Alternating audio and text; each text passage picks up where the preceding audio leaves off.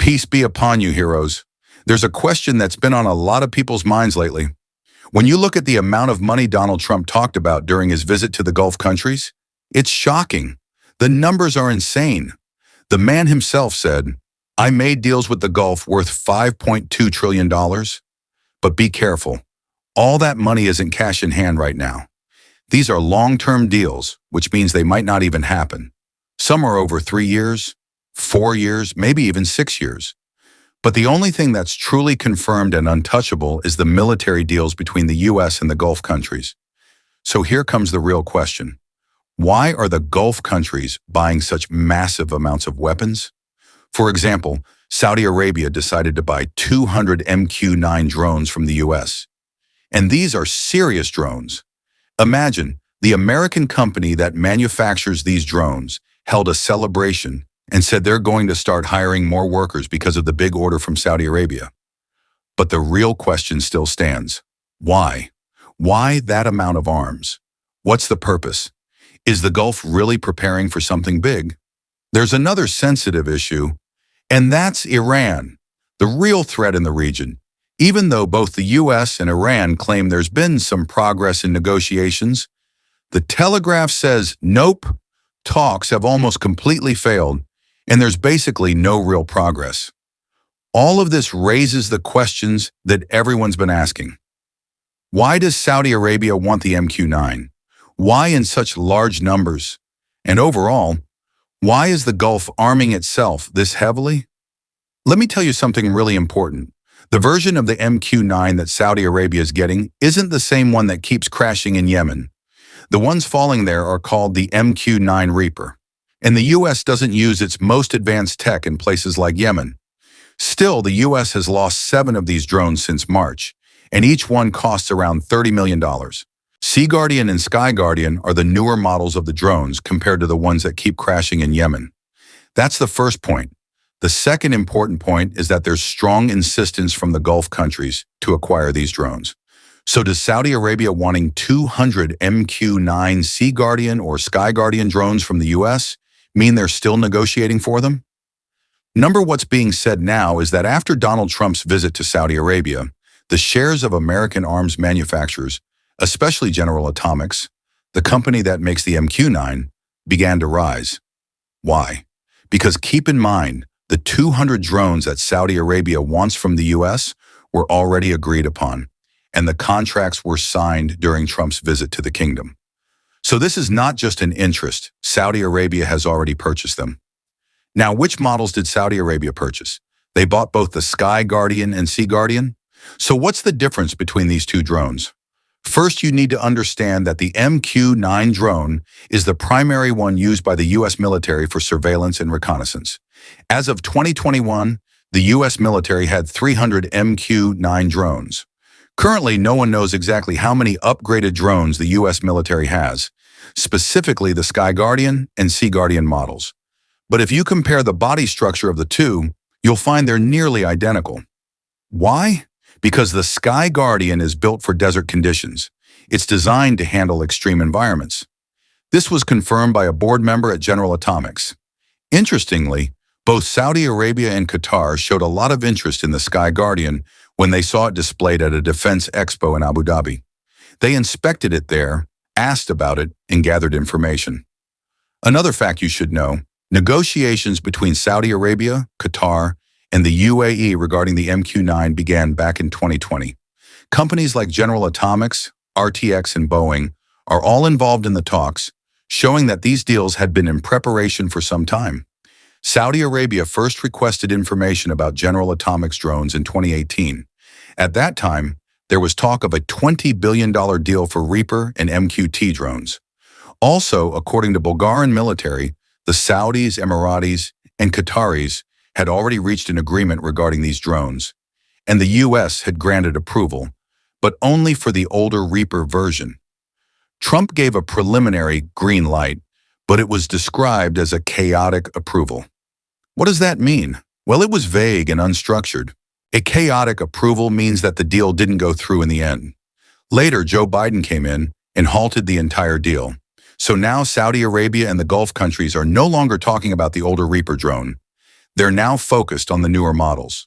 So what's the difference between the Sea Guardian and the Sky Guardian? Well, the Sea Guardian is primarily designed for maritime operations. It's equipped with systems capable of detecting submarines and can fly in various weather conditions. As you know, weather at sea can be quite harsh and unpredictable, and this drone is designed to handle that. It can conduct reconnaissance in marine environments and pick up signals from submarines and other maritime threats. This makes it crucial for Saudi Arabia's maritime security. As for the Sky Guardian, it's extremely important, not just because it can carry Hellfire missiles. Note, both drones can carry those, the same ones used by Apache helicopters. But the real advantage lies in the radars and sensors equipped on the Sky Guardian. If you look at the drone's size, it's about 10 meters in length with a 20-meter wingspan and weighs about 6,000 kilograms. It can fly up to 15,000 meters above sea level. But the biggest feature is its endurance. It can stay in the sky for 30 continuous hours. That means this drone can be left flying for over a full day, about 30 hours, scanning and surveying, making it incredibly powerful. Saudi Arabia is heavily focused on acquiring this type of long-endurance surveillance capability. Getting the same drones used by the U.S. military is extremely important to them because it's currently the most advanced drone available. That's why Qatar is also very interested in obtaining it. Saudi Arabia is as well. And by the way, when the UAE signed the Abraham Accords, it was set to get the older Reaper drone too. But now I believe they're also in talks for the Sky Guardian and Sea Guardian. So why is Saudi Arabia so determined to buy these specific drones? Well, several reasons. First, American drones are the most powerful, most capable, and most efficient in the world, even though countries like China and Turkey have made progress in drone development. Still, American drones are the benchmark. Remember, the U.S. was the first country to use drones for military purposes, so they have the strongest foundation. Secondly, they're not giving out export versions with reduced capabilities like people assume.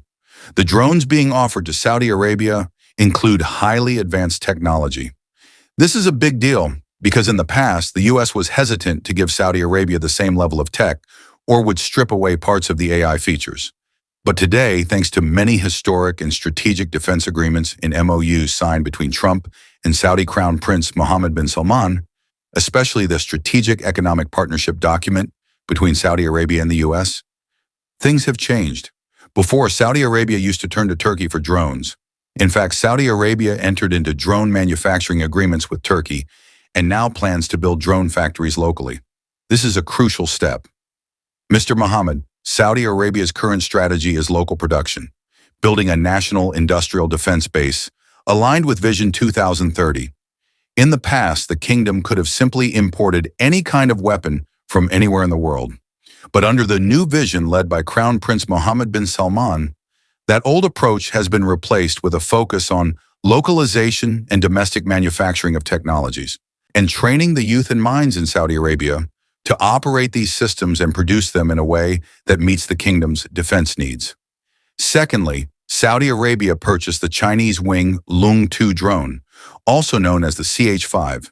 But still, the American drones surpass all others in capability and advanced reconnaissance technology, which is extremely important to the Saudi side.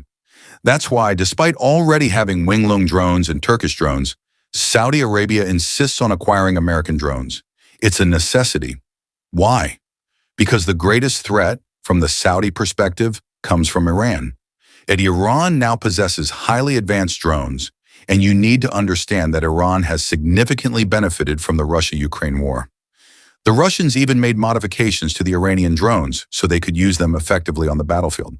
So Iran has developed advanced drone technology, and Saudi Arabia is determined not to let that technology surpass its own.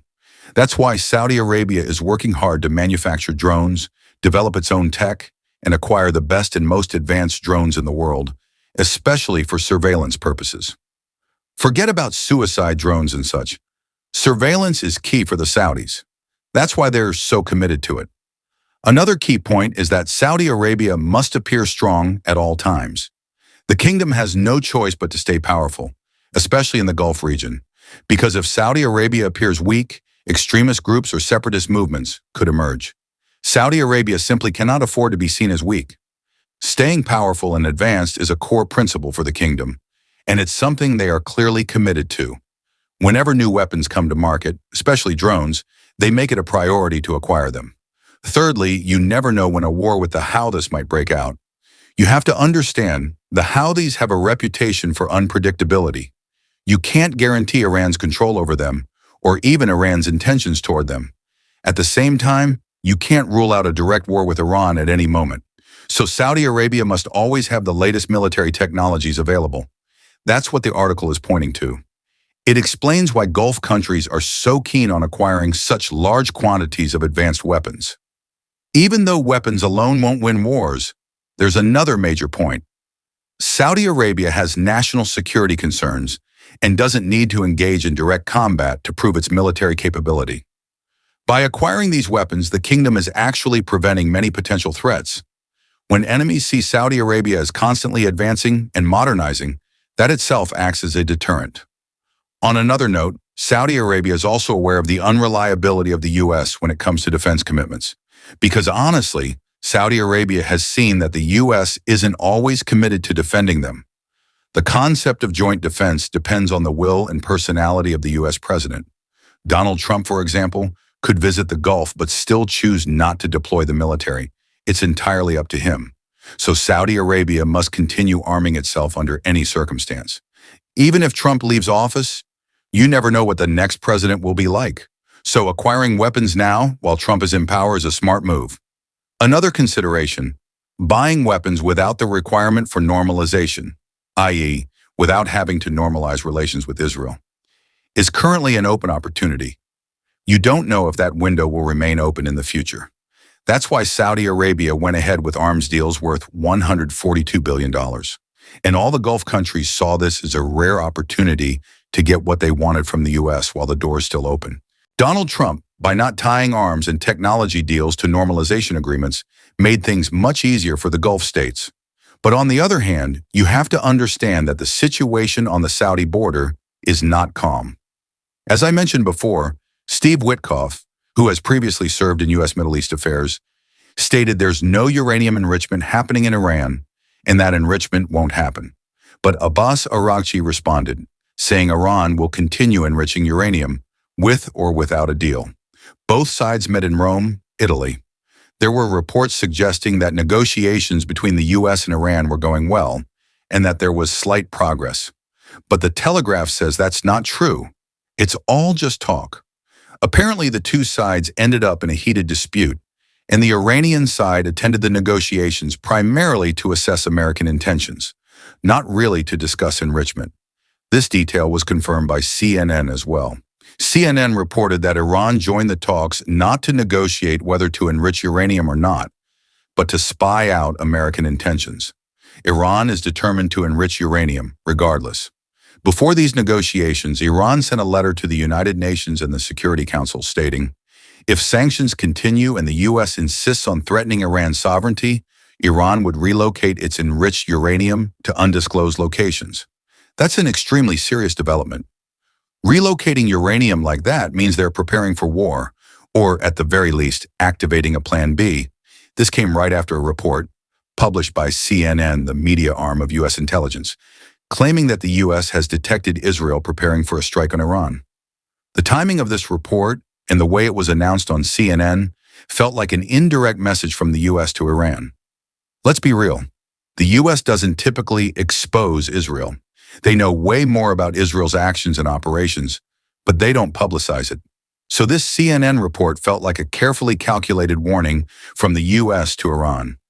You need to understand that the negotiations between the U.S. and Iran are troubled, and Iran is not willing to discuss the uranium enrichment issue at all. So what's the risk? Well, if war breaks out between Iran and Israel, it will be a huge issue. If Israel gets hit hard and the U.S. is forced to enter the war, then Iran might retaliate by striking U.S. military bases in the Gulf. That would be a dangerous escalation. Saudi Arabia and the Gulf states are now preparing for the worst-case scenarios. One more thing I want to say. It seems like whatever Saudi Arabia does these days, it faces criticism. Whatever the kingdom does becomes controversial. If they buy weapons, people ask, why are they buying weapons? If they host Donald Trump, people say, why did they host Trump? Even when they make massive deals, it's criticized. Honestly, I believe every country has the right to do what it feels is best for its own interests. At the end of the day, it's their money. They're not taking anything from you or me, so they should do what they think is right.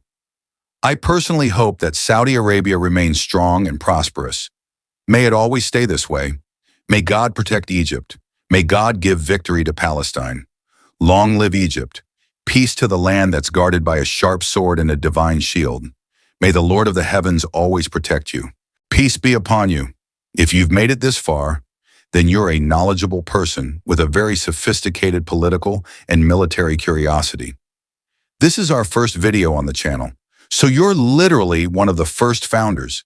If you like the information and felt you've benefited or had your mind blown by the analysis, please don't be stingy with a little support. Subscribe to the channel and activate the bell so you can receive the next episodes before they spread like wildfire.